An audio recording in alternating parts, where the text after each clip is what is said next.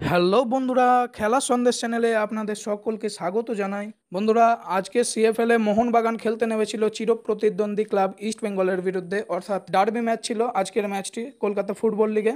এই ম্যাচটি ছিল এই আমাদের 2024-25 মরশুমের প্রথম ডার্বি, এবং এর সাথে সাথে আরও একটা আকর্ষণীয় বিষয় যেটা ছিল সেটি হচ্ছে এই ম্যাচটা ছিল শতবর্ষের ডার্বি। যারা যারা ভিডিওটি দেখছেন একটা করে লাইক করে দেওয়ার জন্য অনুরোধ রইল, আর তার সঙ্গে চ্যানেলে যারা নতুন এসেছেন চ্যানেলটিকে সাবস্ক্রাইব করে রাখুন খেলা সম্পর্কিত আপডেট সবার আগে পাওয়ার জন্য। এই ম্যাচেতে ইস্ট বেঙ্গল সেরা সেরা অনেক প্লেয়ারকেই নামিয়েছিল, যেমন V P Suhair, Sayan Banerjee, V Vishnu, Jesin T K, Aman সিকে, সার্থক গলুই, এবং গোলে ছিল দেবজিৎ মজুমদার। এইরকম বড় বড় নামগুলো ছিল আজকে ইস্ট বেঙ্গলের পক্ষ থেকে। এবং মোহনবাগানের পক্ষ থেকে মানে বড় নাম বলতে অভিষেক সূর্যবংশী এবং গ্লেন মার্টিন্স, এই দুটো নাম ছিল। এবং বাকি টিমটা তো ছিল মোটামুটি ওই কলকাতা ফুটবল লিগে যেই টিমটা খেলে সেই টিমটাই ছিল।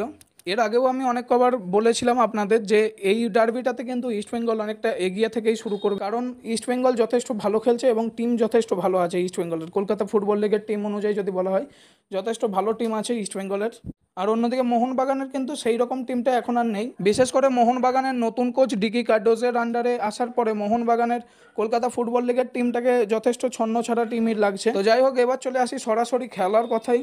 শুরু থেকে ইস্টবেঙ্গল বেশ কয়েকটা আক্রমণ করছিল, কিন্তু মোহনবাগানের প্লেয়ারদের দ্বারা প্রতিহত হয় এবং বিষ্ণু বেশ কয়েকটা শট ওপর দিয়ে মারে, এবং আমানসিকে তিনিও অনেক কটা শট মিস করেন, গোলে শট। এইভাবে খেলা চলতে থাকে এবং ফার্স্ট হাফ থাকে গোল শূন্য। খেলার দ্বিতীয় হাফ যখন শুরু হয় তখন শুরুতেই জোসেফ একটা কার্ড দেখে ফেলে, হলুদ কার্ড, এবং এরপরে টুইস্ট ঘটে, অর্থাৎ ইস্টবেঙ্গলের হয়ে প্রথম গোলটি আসে বিষ্ণুর পা থেকে। বিষ্ণু খুব ভালো ফিনিশ করেছিল। মোহনবাগানের ডিফেন্সিভ কিছুটা গন্ডগোলের জন্য মানে বোঝাপড়ার পুরোপুরি অভাব দেখতে পেলাম, বিশেষ করে দীপেন্দু বিশ্বাস উঠে যাওয়ার পরে মোহনবাগানের ডিফেন্স একদম ভেঙে গিয়েছিল।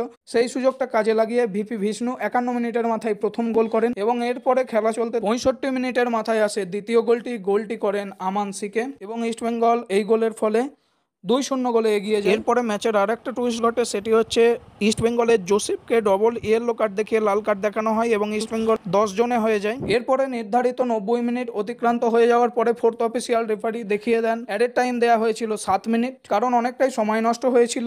এই 7 মিনিটের 4 মিনিটের মাথায়, অর্থাৎ 94 মিনিটের মাথায় মোহনবাগান একটি গোল পরিশোধ করে। টাইসন সিং অসাধারণভাবে একটি ক্রস রাখেন দুর্দান্তভাবে, এবং আউটস্ট্যান্ডিং ফিনিশ করেন সোহেল আহমেদ ভাট, মোহনবাগানের প্রাণভ্রমরা সোহেল আহমেদ ভাট ফিনিশ করেন, এবং এইভাবেই খেলা শেষ হয় 2-1 গোলে। এবার খেলার ক্ষেত্রে যদি কিছু অ্যানালিসিস করা হয়, সেটি হচ্ছে মোহনবাগানের টিম যথেষ্ট খারাপ খেলছে। আমরা বিগত 3টে ম্যাচ ধরে আমরা দেখতে পাচ্ছি, মানে ডার্বিটা নিয়ে তো 3 নম্বর ম্যাচ খেলে ফেললো এই মরশুমের, এবং আগের 2টো ম্যাচেও আমরা দেখেছি যথেষ্ট খারাপ খেলেছে, কারণ গোল করেও এগিয়ে থেকেও পিছিয়ে গেছে, মানে ড্র করে ফিরে এসছে মোহনবাগান। এবং ডিকি কার্ডোস এই কোচের আন্ডারে যতদিন ধরে মোহনবাগানের জুনিয়র টিমটা পড়েছে ততদিন ধরে দেখছি মানে ডাউনফল হচ্ছে টিমটার। বাস্তব রায়ের আন্ডারে যতটা ভালো ছিল আগের বছর টিম, ততটাই খারাপ পারফরমেন্স করছে এবছর। আর অন্যদিকে যদি বলা হয় ইস্ট বেঙ্গলের কথা, ইস্ট বেঙ্গল টিমটা এর আগের 2টো ম্যাচে মোট 10 গোল করেছিল, সেই অনুযায়ী এই ম্যাচে খুব যে ভালো খেলেছে তাও না, অনেক গোল মিস করেছে, অনেক মিস পাস হয়েছে। যাই হোক, মোটামুটি ভাবে একটা আর কি ডার্বি শেষ হয়েছে। ফার্স্ট হাফটা তো একদম বোরিং লাগছিল খেলা দেখতে, দ্বিতীয় হাফটা কিছুটা ভালো হয়েছে, কিন্তু খুব ভালো খেলা হয়নি আজকে। সত্যি কথা বলতে খুব ভালো খেলা হয়নি।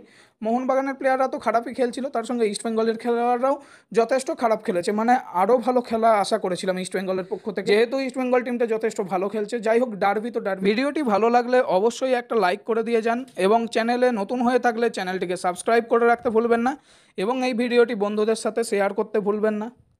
অসংখ্য ধন্যবাদ সকলকে ভিডিওটি দেখার জন্য।